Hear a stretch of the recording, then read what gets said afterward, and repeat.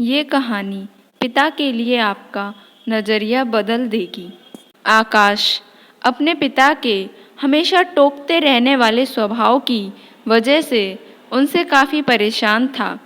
Room का पंखा चालू करके कहाँ गए थे? सुबह हो गई फिर भी लाइट क्यों चालू रखा है? जब देख नहीं रहे होते हो तो टीवी क्यों चालू करके रखते हो? बाइक ठीक से पार्क क्यों नहीं करते? कभी तो अपने जूते पॉलिश कर लिया करो। सुबह जल्दी उठा करो।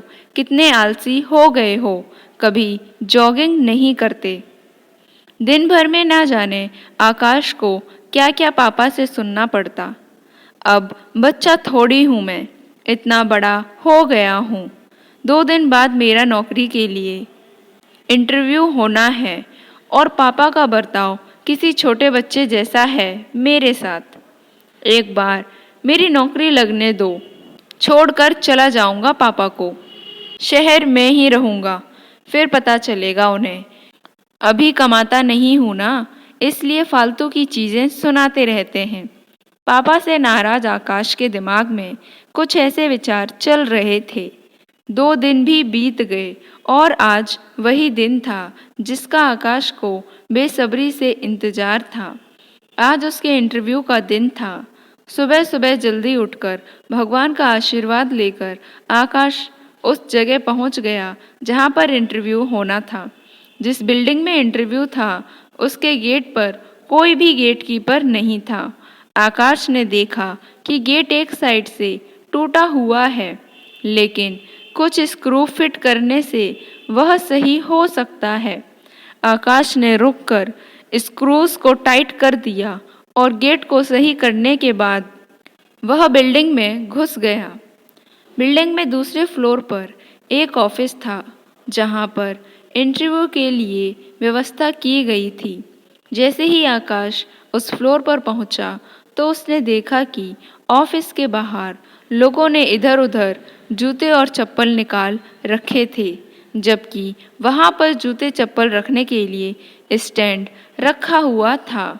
यह देखकर आकाश को अचानक अपने पापा की याद आ गई, जो उसे भी अक्सर अपने जूते चप्पल रखने को लेकर हमेशा टोकते रहते थे। आकाश से रहा नहीं गया और उसने बेमन से ही लेकिन उन सभी जूते और चप्पलों को स्टैंड पर अच्छे से रख दिया।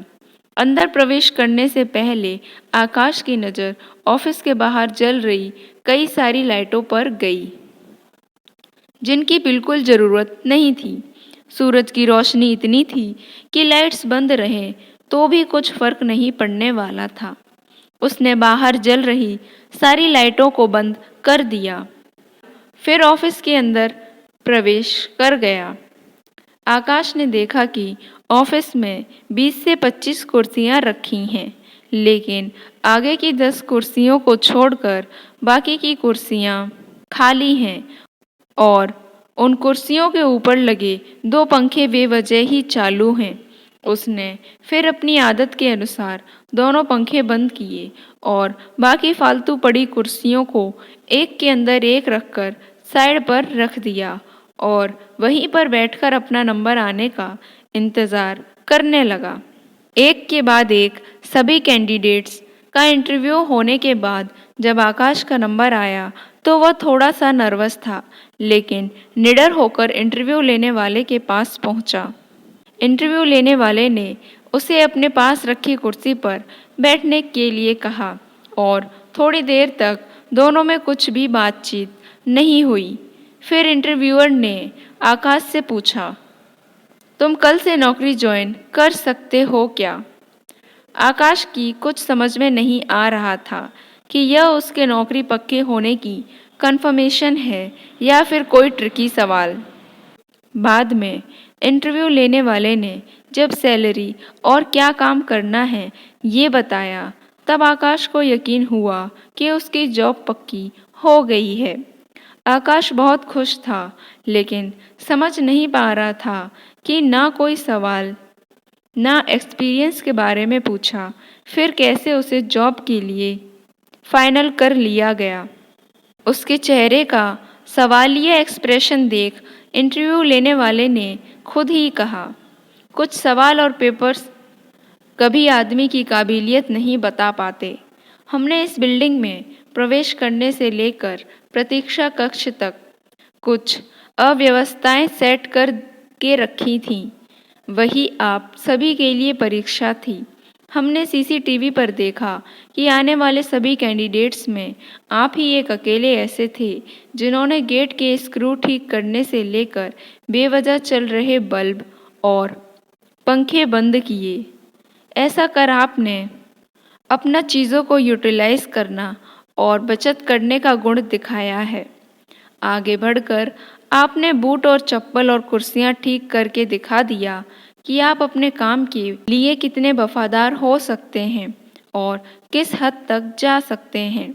बस हमें इतने गुण काफ़ी थे आपको नौकरी पर रखने के लिए। पूरी बात समझ में आने पर आकाश को फिर से पापा याद आए और याद आई उनकी कही हर बात। लेकिन इस बार उसके मन में कड़वाहट नहीं थी, क्योंकि उसे आज समझ में आया था कि पापा ने उसके लिए उसी मूर्तिकार का किरदार निभाया था जो अपनी मूर्ति को सुंदर और कीमती बनाने के लिए उस पर कितनी बार छेनी और हथौड़ी चलाता है।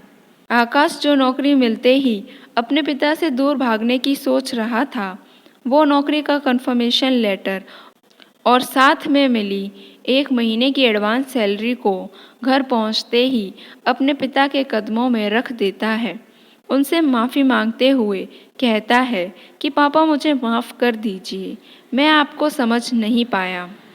अपने बेटे के लिए आंखों में खुशी और गर्व के आंसुओं के साथ पापा आकाश को गले से लगा लेते हैं और उसके सिर पर प्यार से हाथ फेरते हुए उसे आशीर्वाद देते हैं। दोस्तों, जब भी आपके माता पिता आपको कुछ कहें तो उसके पीछे का कारण जरूर जानने की कोशिश करना। कभी डांटें या टोकें तो उसके पीछे के सद्भाव को समझने की कोशिश करना।